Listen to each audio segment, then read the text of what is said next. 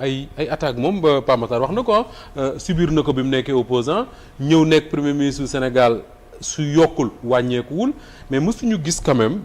bi ñu gis démb quelqu'un boo xam dafa mel ne li ñu wax fan yi jëmale ko ci moom surtout vendredi dernier quand même touché na ko est-ce que comprendre nga lan moo tax mbir mi àgg ko foofu. waaw ça peut se comprendre aisément. Moustapha parce que quoi qu'on puisse dire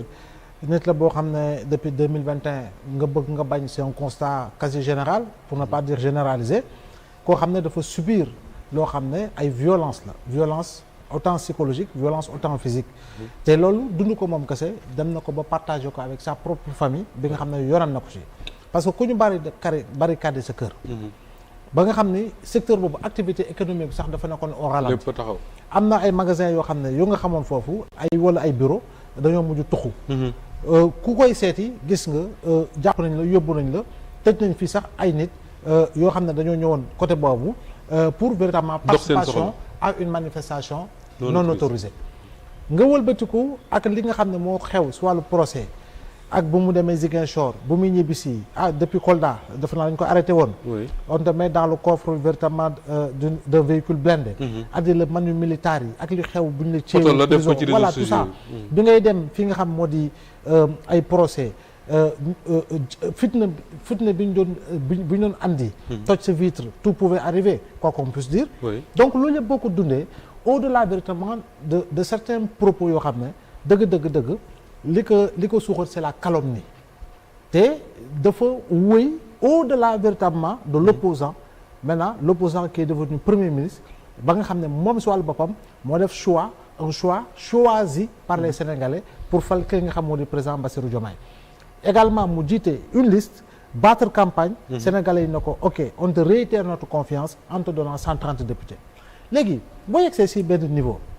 jàpp naa ni dès l'instant que Sénégalais yi jox la majorité à la présidentielle jox la majorité aux législatives c'est que Sénégalais yi dañu ne ñun on tourne la page par rapport à tout ce qu'il s'est passé comme calomnie comme nangam parce que gëmuñu ko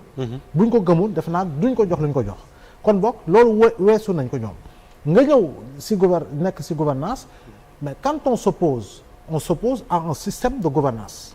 c'est quoi c'est critiquer et porter des critiques par rapport aux choix économiques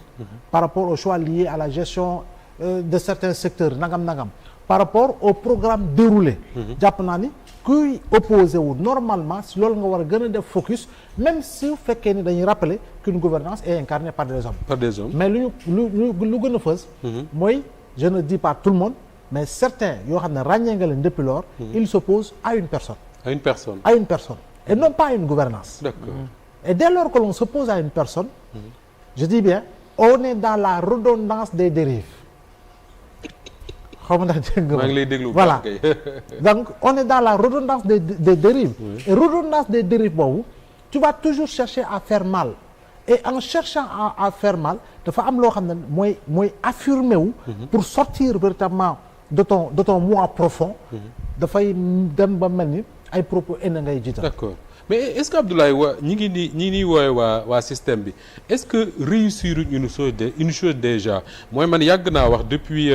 Bassirou Diomaye Faye falu que ni bu Sénégalais deful ndànk l'histoire qui s'est déroulée dans notre pays entre 2021 et 2024 dinañ ko bindee neneen noo xam ne bokkul ak li nga xam ne moom lañ assisté gisal ko suñu bopp mais là quand on raconte les choses on oublie pratiquement enfin on se fait semblant d'oublier pratiquement li ngay wax ni tout ce que Ousmane Sonko a subi pour installer Bassirou Diomaye Faye à la présidence de la République. Oui, effectivement. te xam nga même boo ko analyser sous un. tey dañuy wax comme si enfin depuis démb ak tey dañuy wax comme si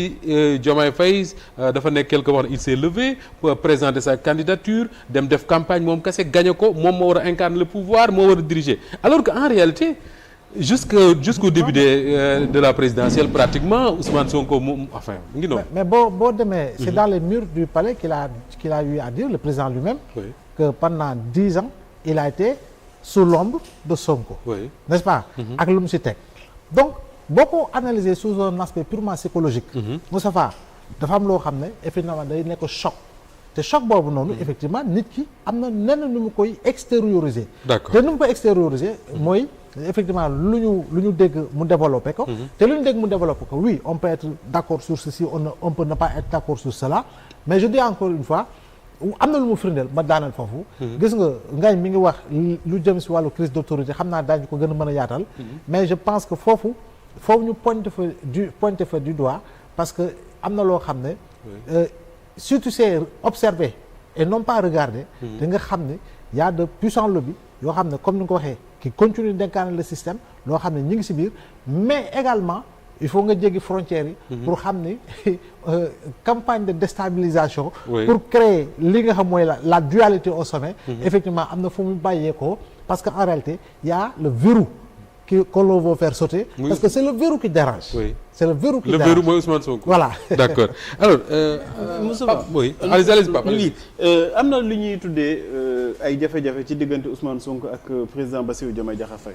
man je pense que ni xam nga président ba mu faloo ñu bëri dañ doon ni matul chaise am. feesul chaise bi muy toog président bi wanewul autorité am. mais li Ousmane Sonko wax démb non seulement li muy wane mooy que mettre ko la pression daf ko bàyyi mu assumer son statut de président de la République du Sénégal amul benn yoon bu mu ñëw ni ko da ngay def lii par force. te pourtant nit ñi dafa mel ni dégluwuñu ko xam nga ku ñëw ni la man de gis naa lii wax la lii moo ci xalaatam bàyyi la yow ak sa cëggalu guy nga def li nga xamante ni moom moo dal sa xel nga def loo xamante ni moom safaanoon ak moom gis-gisam mu toog fi nga xamante ni mën na ko waxee mooy ci ay peeram toog wax ka fa loolu yaakaar naa lu jar a jàngat la mooy que tey président de la République bi ñuy naan dañ ko teg fenn rek du président bu ñu teg fenn. premier ministre bi ñuy naan aussi dafa nekk ci ginnaaw président di ko mettre la pression. un tout puissant premier ministre. effectivement nekkul di dugg sax ci liggéeyu li nga xamante ni moom mooy exécutif pratiquement. li mu gérer mooy gouvernement bi nga xamante ni jiital na ko mi ngi koy gérer te malheureusement débat yooyu kenn du ko am ñi ngi préférer di naan ay président beeg premier ministre dañu am ay jafe-jafe dañu am lii dañu am laa. alors que en réalité man li ma gën a jàngat ci wax ji loolu la mooy que président mi ngi def liggéeyam. premier ministre aussi yem na fi mu yem en tant que premier ministre te wanu ko ni fi nga nekk mën naa la fa teg d'accord alors loolu dinañ ci ñëw sax parce que lu ma prévoir ñu waxtaanal la ko bale boobu Pape Moussa dafa mel ne Ousmane Sonko liñ koy attaqué mi ngi koy commencé sauf mais li ko metti également le fait que autour de lui il a l'impression que ni d'être seul kenn défendre ko. c'est le moins que l'on puisse dire que Ousmane Sonko mbir mi soof na ko Ousmane am na lu ko metti c'est le moins que l'on puisse dire ci li nga xamante ne dégg nañ ko démb mais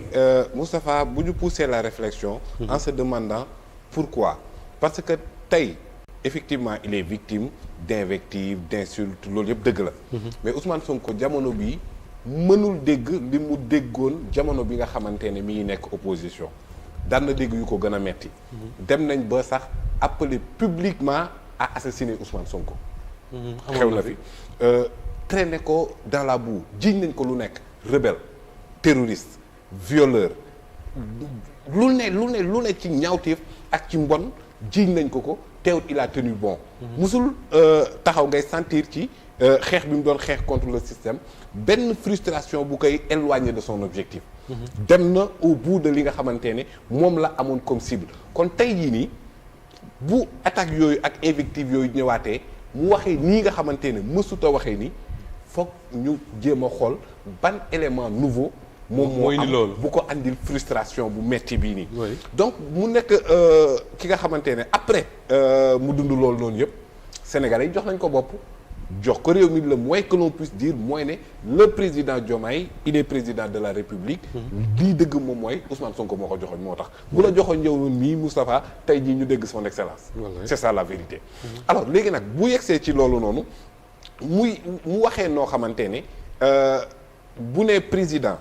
yow bu ñu la waxee nga faj ko te boo ko fajee dañ naan man la te man buñ ma waxee mu ngi mel ni dara xewul ñuy bàyyi nit ñi di continuer di invective ba ñi nga xamante ne sa propre formation politique nga xamante ne amoon nañ benn taxawaay tey parce que lépp lu mu mën communication moo ko may mais mu ne effectivement boo nekk ci réseaux sociaux yi ñoom ñoo gérer fi mu toll nii ñenn ñi mel ni lu embourgeoisé mais mu convoqué un élément boo xamante ne ci système bi foog ñu ko bàyyi xel mooy ne système bu intelligent la boo xamante ne capacité de recyclage am ba fi mu toll nii mun ñi gangréné ba nar ñu rattrapé waat ñun ñu war a mel ni ñuy dundaat ci même système boobu duma ko nangu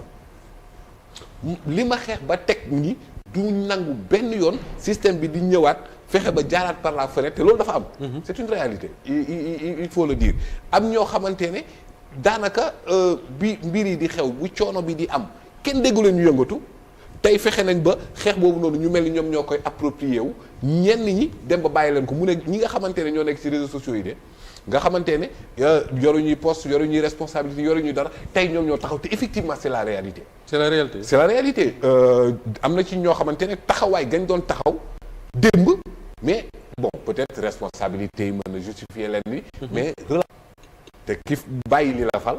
sa fo lekk ko day kii te effectivement loolu dafa exister te daf ko pointer du doigt dëgg am na ñoo xamante ne seen i taxawaay démb ak barki démb bi jeexee dañoo mel ni way affaire yi jeex na xeex bi jeex na nañu dem gérer ji wala nañu dem en bourgeoisie dafa am te loolu dafa metti Ousmane Sonko te daf ko wax nullement camouflé. D'accord est-ce que effectivement am na ñu